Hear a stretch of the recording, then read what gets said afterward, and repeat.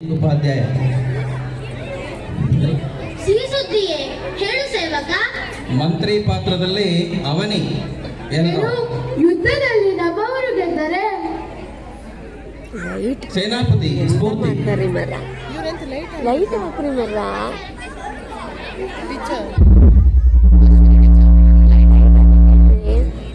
ಸೇನಾಪತಿ ಸ್ಫೂರ್ತಿ. ಸೇವಕ ಸನ್ನಿಧಿ. ಕಲ್ಯಾಣದ ಹೋರಾಟದಲ್ಲಿ ಜಯ ನಮ್ಮದಾಗಿದೆ. ಹೊಗಳ ಭಟ್ರು ಬೇಬಿ ಪಾತ್ರದಲ್ಲಿ ಹಂಸಿನಿ. ಯಾಲಾ ತೋಬಾ ತೋಬಾ.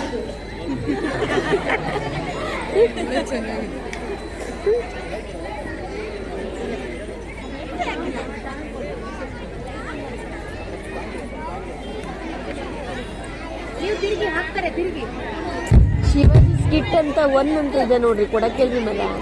ಗಂಟೆಗೆ ಹಂಗೆ ಮಾಡ್ತಾರೆ ನೋಡ್ರಿ, ಗಂಟೆ ಬಂದ್ಬಿಡ್ತೀವಿ ನೋಡಿ.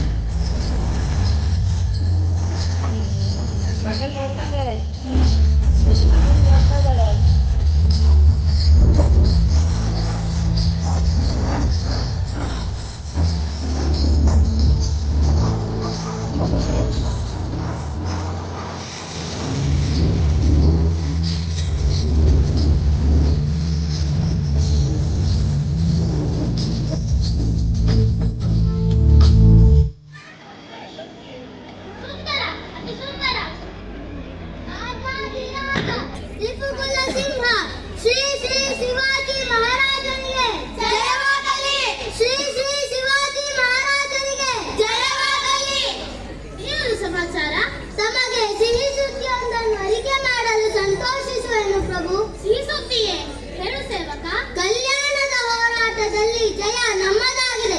ಏನು? ಯುದ್ಧದಲ್ಲಿ ನಮ್ಮವರು ಗೆದ್ದರೆ? ಹೌದು ಮಂತ್ರಿಗಳೇ. ಪ್ರಭು, ಕಲ್ಯಾಣದಲ್ಲಿ ದೊಡ್ಡ ಹೋರಾಟವೇ ನಡೆದಿತ್ತು.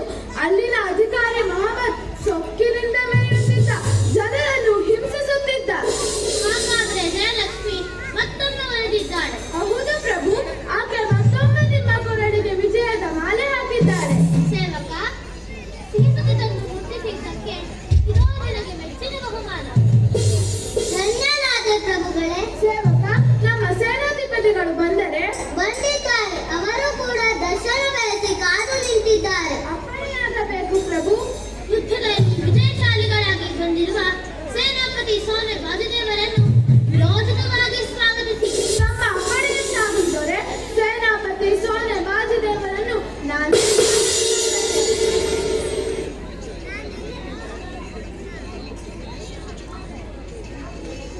ಸೇನಾಪತಿ ಸೋನೆ ವಾಸುದೇವರಿಗೆ ಸೇನಾಪತಿ ಸೋನೆ ವಾಸುದೇವರಿಗೆ ಜಯವಾಗಲಿ. ಅಮೃತವಾಣಿಯ ಪುತ್ರರಾದ ಶಿವಾಜಿ ಬನ್ನಿ ಸೇನಾಧಿಪತಿಗಳೇ, ಯುದ್ಧದಲ್ಲಿ ವಿಜಯಶಾಲಿಗಳಾಗಿ ಬಂದಿರುವ ನಿಮಗೆ ನಾನು ಸಹ ಸ್ವಾಗತ ಕೋರುವೆ. ಧ್ವನಿ ಉಪಚಾರಕ್ಕೆ ಶರಣುಗಳೇ. ಅಂದ ಹಾಗೆ ನಮ್ಮ ಸೇನೆಯಲ್ಲೂ ತಾಯಿ ದುರ್ಜಾಕವಾನ್ಯ ಕೃಪೆಯಿಂದ ಎಲ್ಲರೂ ಕ್ಷೇಮ ಮಹಾರಾಜ. ಹೇಳಿ ಸೇನಾಧಿಪತಿಗಳೇ, ಸಮರ ಸುದ್ದಿಯನ್ನು ಹೇಳಲು ಅನುಮತಿ ಕೋರುವೆನು. ಹೇಳಿ ಸೇನಾಧಿಪತಿಗಳೇ, ವಿಜಯದ ವಿವರ ಕೇಳಲು ನಾನು ಸಹ ಕುತೂಹಲ ತಾಳಿರುವೆ. ನಾವು ಇಲ್ಲಿಂದ ಸೇನೆಯೊಡನೆ ಕಲ್ಯಾಣಕ್ಕೆ ಹೋದೆವು.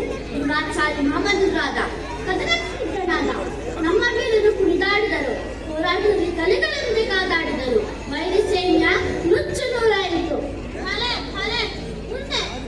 ಸಮರ ಸಾಮರ್ಥ್ಯ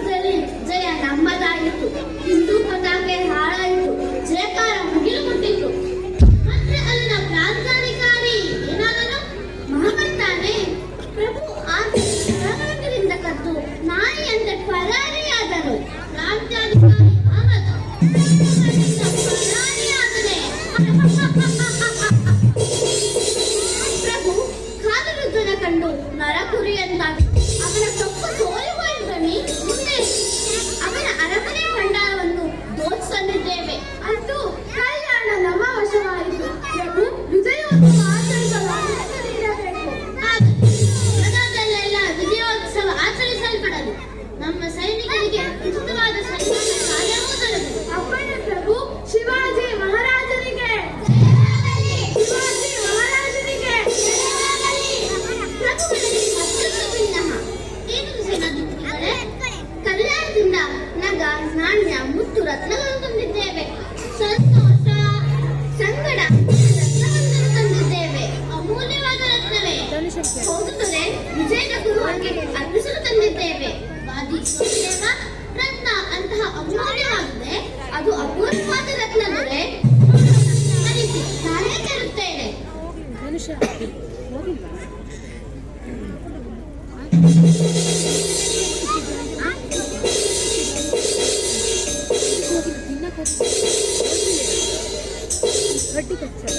ದೊರೆಗಳು ಈ ಕಾಲರತ್ನವನ್ನು ಸ್ವೀಕರಿಸಬೇಕು.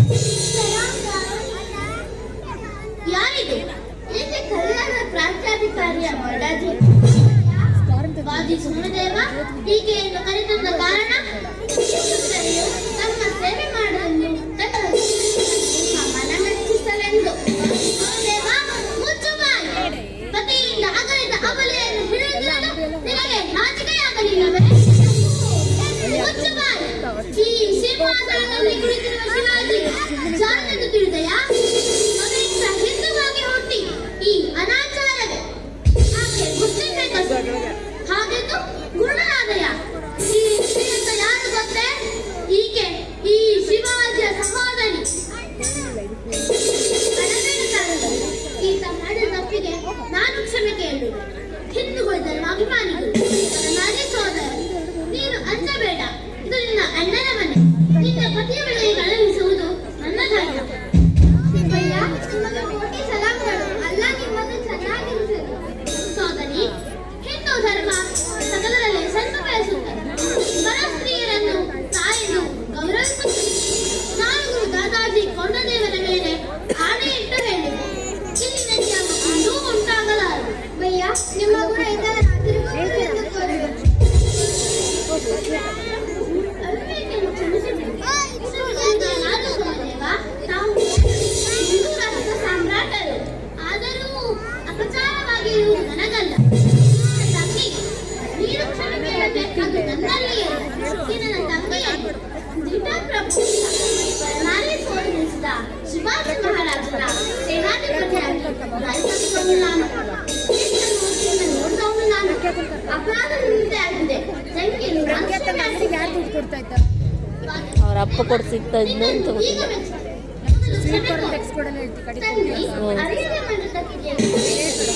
ನಿನ್ನಿಂದ ಪಾಠ ಕಲಿತೆ, ಮತ್ತೆ ಮಾನವನಾದೆ. ಅಣ್ಣನನ್ನು ಕ್ಷಮಿಸಿದ್ರೆ ಎಂದು ಹೇಳು. ಭಯ್ಯ, ಭಯ್ಯ, ತಂಗಿ, ತಂಗಿ, ಕ್ಷಮಿಸಿದ್ರಲ್ಲವಾ? ಏನು ಮಾತುದೇವ? ತಂಗಿಯನ್ನು ಪತಿಯ ಹತ್ತಿರಲ್ಲದೆ ತವರೂರಿಗೆ ಮುಟ್ಟಿಸಿ ಬರಬೇಕು. ಅವಕಾಶ ಕಲ್ಪಿಸಬೇಕು. ವಾಸುದೇವ, ನಿನ್ನನ್ನು ಈಗ ಮೆಚ್ಚಿದೆ. ಆದರೆ ತಪ್ಪನ್ನು ತಿದ್ದಿಕೊಳ್ಳುವುದು ಶ್ರೇಷ್ಠರದು. ಹೀಗೆಯ ಕಲ್ಯಾಣಕ್ಕೆ ಮುಂದಾದ ಎಲ್ಲ ನನ್ನೆಡೆದು ಬಾ. ನಿನ್ನ ತವರೂರಿಗೆ ಮುಟ್ಟಿಸಿ ಬರಬೇಕು. ತಂಗಿ, ಈ ಅಣ್ಣನ ಮನೆಯ ಆತಿಥ್ಯ ಪಡೆದು ಹೋಗಬೇಕು. ಹಿಂದೂಗಾರನ ಹೋಗುವಾಗ ಅಳುತ್ತಾ ಹೋಗಬಾರದು, ನಗುತ್ತಾ ಹೋಗಬೇಕು. ಮಂತ್ರಿಗಳೇ, ಅಪ್ಪಣೆ ಪ್ರಭು. ಈ ತಂಗಿಯ ಸನ್ಮಾನಕ್ಕೆ ವ್ಯವಸ್ಥೆ ಮಾಡಿ ಅರಮನೆಯ ಹೆಂಗಸರಲ್ಲಿಗೆ ಕರೆದೊಯ್ಯು. ತಂಗಿ, ಹೋಗಿ ಬಾ. ನಿನಗೆ ಮಂಗಳವಾಗಲಿ. ಪಡೆದ ನಾನು ತಿಂಗಳು ಅಲ್ಲ ನಿನ್ನನ್ನು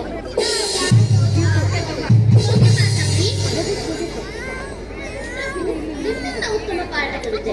ರಾಜ್ಯದ ಪ್ರತ್ಯಕ್ಷತೆಯನ್ನು ಮಾತಾಡಿ ಶಾಸ್ತ್ರಗೊಳಿಸಿ ನಾನು ಆಕೆಯನ್ನು ಮುಟ್ಟಿಸಿ ಬರಬೇಕು. ಅಪ್ಪಣೆ ಕೊಡು. ವ್ಯವಸ್ಥೆ ಮಾಡು. ರಕ್ಷಣೆಗೆ ಸೈನಿಕರೂ ಇರಲಿ. ತಮ್ಮ ಅಣತಿಯಂತಾಗಲಿ. ನಾನಿನ್ನು ಹೋಗಿ ಬರುತ್ತೇನೆ. ಹೋಗಿ ಬಾ. ತಂಗಿ, ತುಳಜಾ